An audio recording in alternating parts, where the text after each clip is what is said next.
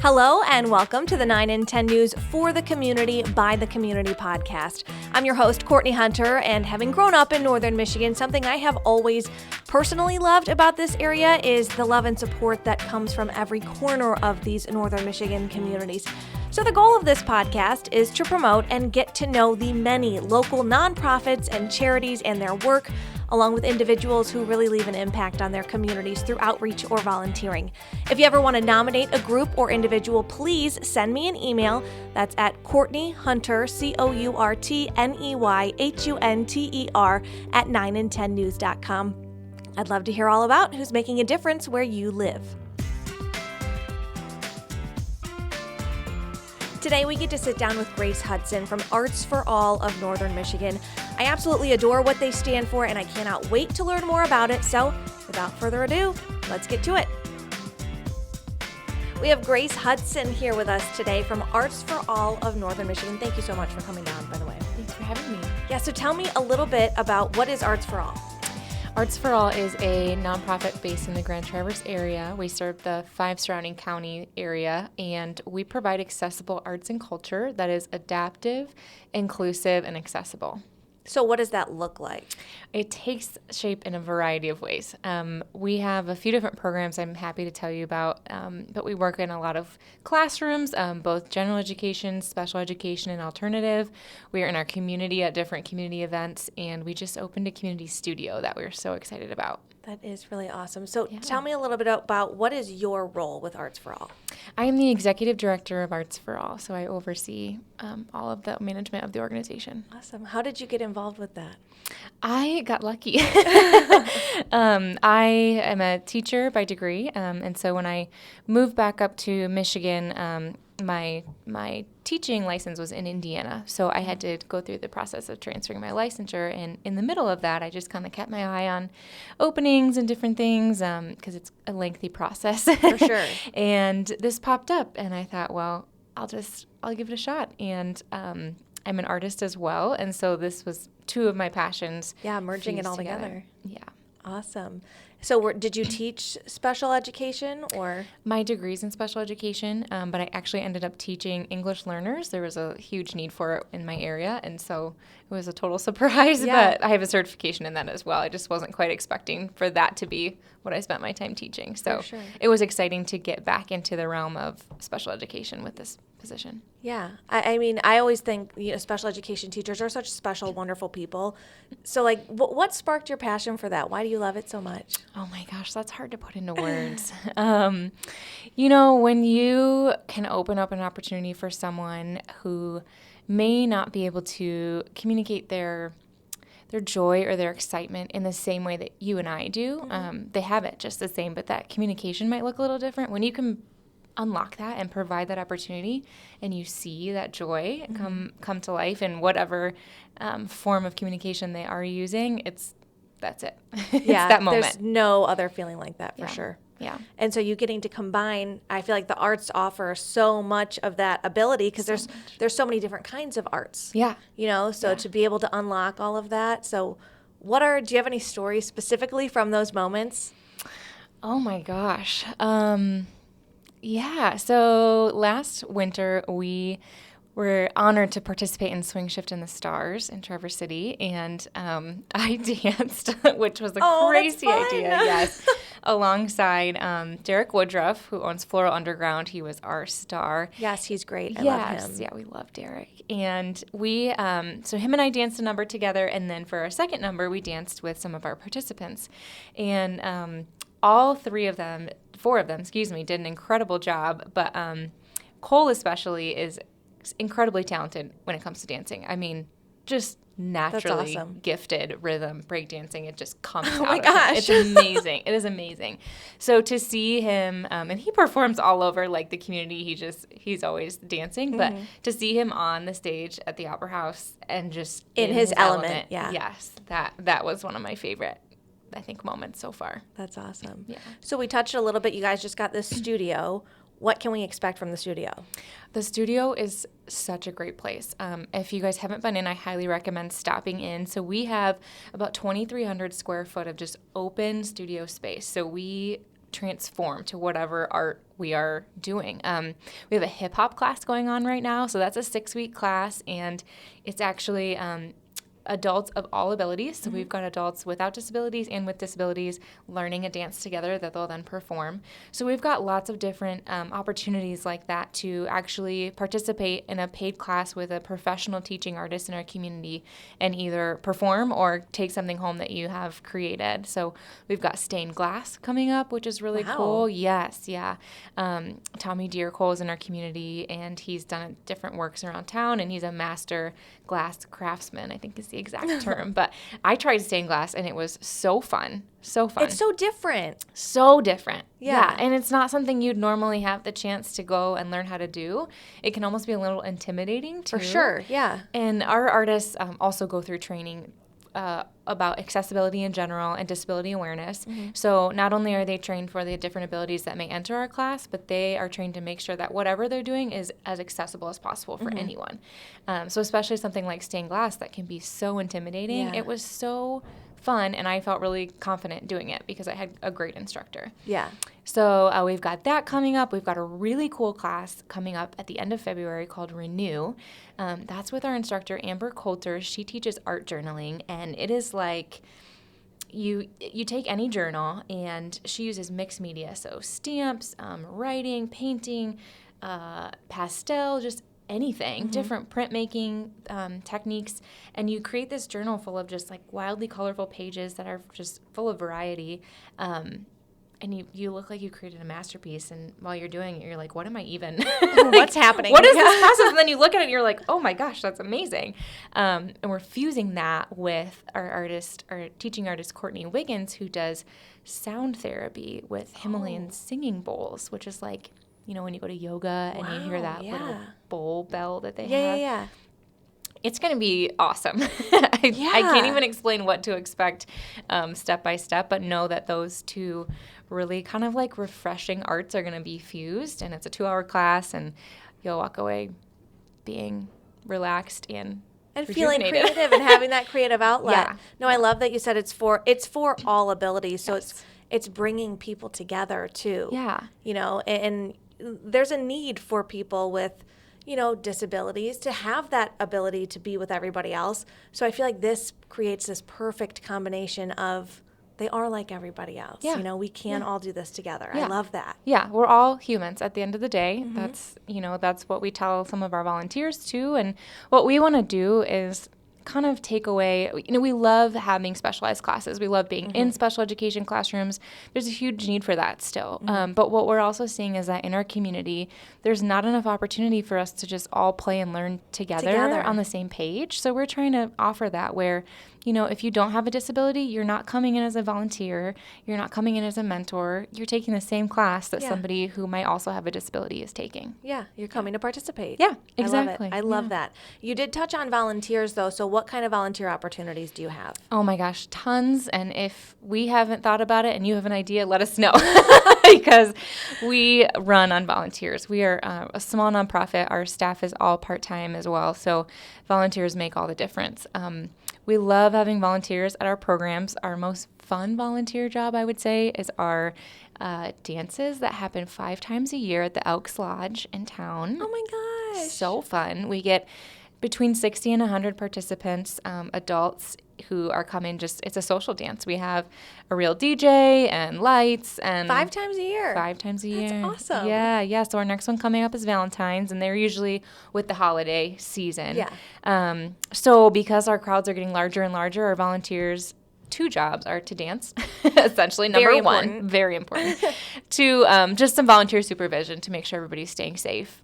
Everybody's an adult, so it's not one-on-one supervision, but it's just overall helping us make sure everybody stays safe. So that is the most fun volunteer job I think we have. We always need volunteers, especially with our studio now, just help with general administrative upkeep. And then we really would love volunteer assistants to our teaching artists. So just somebody to be there and grab more paper if the artist needs it, kind of realize those needs and help run a class essentially. Yeah. So if I'm interested in volunteering, how do I go about getting in touch with you? Go to our website, which is artsforallnmi.org, and you'll see a tab that says support, and underneath that you'll see all the ways you can support us, and one of those is volunteer. There's a background check required just to start, so you'll put in kind of your basic information. We'll run that through our system, and then we will either contact you directly if you've reached out, or we'll add you to our monthly newsletter that just has all the volunteer opportunities coming that's up. awesome. So you can kind of gauge for yourself, hey, this is what's happening in February. I'm interested in this. You can either sign up directly through our website, or you can reach out and ask us more questions. Yeah, that's awesome. We'll of course post a link to you guys on our site Awesome. with 9and10news.com with the podcast so people can find you super easily. Yeah. But I love that you send out that newsletter. What a great Yeah. way to be like, okay, I'm free this weekend. How can I pitch in or something? Yeah, we try to make it, we know everybody's busy, so we do provide a volunteer orientation for people who are going to be with us more frequently. We want everybody to feel successful in what they're doing, so we'll spend some time with you if we know you're going to be here a few times, but we want you to be able to kind of look at your own schedule, look at ours, and see if anything matches up. Awesome. Yeah. And you did say, have you got some fundraisers coming up? We do. So because we're small, we run on volunteers and we run on fundraisers. So we would love to see the community out at everything we do. Our biggest one coming up is going to be in the spring. Some of our dates are still to be determined, but definitely if you follow us on Facebook and our website, sign up for our newsletter, you'll know right away. Perfect. They're usually end of May, early June type thing. And this year we're kind of looking at possibly adding an exhibition to kind of culminate what the art we've been doing all year is. So you might see some different visual arts, some different performing arts from all ages, all abilities, some different residencies we've got going on in the studio, or we'll have some adults working with a professional artist for like an 8-week period, and then they'll be learning how to show their art, how to select it, learning how to price it. That's really cool. So you'll see lots of different varieties in that exhibition. That will be at our studio. That's really cool because not only so you get to show off what you do and what people are donating towards. Yes. So that's really cool. How do the students feel about getting to show out? Do they know about it yet? Some do, yes. Some don't yet. But we do this every year. We're just kind of looking at some different formats. But every year we do a lot of make one, take one classes for our students, because that's the one thing. Everybody loves our student art, but so do our students. We're like, we can't just take it away. Yeah, right. So our students are gracious enough to make some extras for us or do some specific classes to help with the fundraising efforts, because our students create incredible things. So that's probably one of the most successful parts of our fundraisers, when we share our student art and people can bid on it and take it home. Some of these pieces that you might see in this exhibition this spring are actually hoping to be from students who will be receiving commission from those pieces. Wow. With kind of that teaching them how to share and show their pieces, we'll also be teaching them how to price and making sure that they're helping build their own sustainable income through what they're learning. That's really cool. Yeah. Well, plus there's the amount of different things that you guys do. I feel like there's so many opportunities to find what their niche is. Yes. So I love that. Yeah, absolutely. So if I'm listening to this right now and I think, oh, I have a niece, a nephew, a son, a daughter, or somebody who could benefit from you guys, how do I go about getting enrolled, I guess, or signing up for these classes? Sure. I would say the first thing is to kind of check out our website. The tab studio classes is where you'll want to look if you're looking for kind of some after school or weekend experiences. And those will change every quarter. So actually in the next few weeks, we'll be launching our spring classes. So keep just an in time. eye. Yes, yeah. We'll always launch all this stuff on our Facebook too. So if that's the first place you see us, that's great too. And if you see something that sparks your interest, there'll be a sign up class or a sign up button right there, and you can go through that process. But of course, we're happy to help walk you through or have a conversation and find out what might be the best fit for you. So give us a call or shoot us an email anytime. Because we're small, we are in the office Monday through Thursday. So those are the best times to reach us. And we do recommend calling or emailing before you stop in, because sometimes we're out at meetings or things like that. Busy. Or here doing a podcast. Or here doing a podcast. But we also serve about 30 classrooms right now with our Artiscapes program, and that's kind of our flagship program. We've been around actually for 27 years, which a lot of people don't realize. Yeah. We've had 2 different names though, so that's why people kind of can tend to get confused. We started as VSA, or Very Special Arts, which is a national organization doing the same thing, and then we became ACT GT, or Artists Creating Together, which is a state organization based in Grand Rapids, doing the same thing. So if you've heard of any of those, people will sometimes recognize those names before they recognize Arts for All. 2015 is when we became Arts for All, so we're still kind of fresh. But since our inception, we have been providing these adaptive workshops in special education classrooms because those students at that point weren't receiving the same art education opportunities general education students were.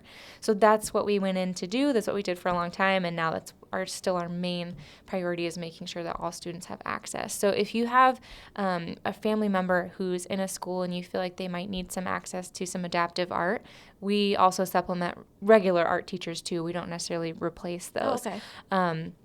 Definitely send me an email or go on our website and look at the contact information and get in touch with our program director, Melissa, because we are working to get out into more and more classrooms as well. Gotcha. So yeah, if you're a parent thinking maybe they could use this at my school, it can't hurt to we've see if they have gone into even general education classrooms who have an art teacher in the building, they have a special education teacher in the building, and the home classroom teacher just wants to bring in something for their class that is an experience that all of their students on all levels can enjoy together. So we can kind of fit what the needs are. And our counties of service are Grand Traverse, Kalkaska, Benzie, Leelanau, Antrim. Awesome. Yeah, that's a lot. Yeah. Wow, yeah, it's a lot of schools you can definitely help. Yes. As long as they know that you're available. Yes. So hopefully, teachers, if you're listening, call Grace. And the more fundraising we do, the more classrooms we can serve free of charge with grants like that. So that's awesome. Yeah. Is there anything else you want to add about Arts for All? Is there anything that you wish people knew, say they'd never heard about it before? What is the one thing you wish people knew about it? I think the one thing that we're really trying to promote is this inclusive aspect. We're actually engaged in an inclusion study right now, funded by Rotary Charities through Parallel Solutions, which is a firm right in Traverse City who's our facilitator.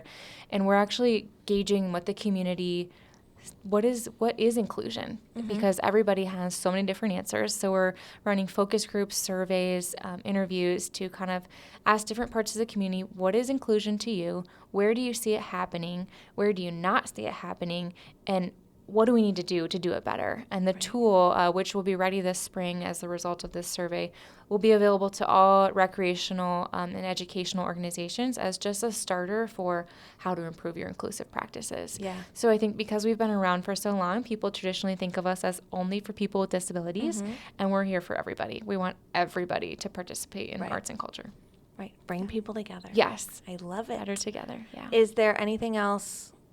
People, where's your studio located? Great question. We love our studio location. We are on Woodmere in Traverse City, just south of the library, and we're in the TrueFit Trouser Plaza.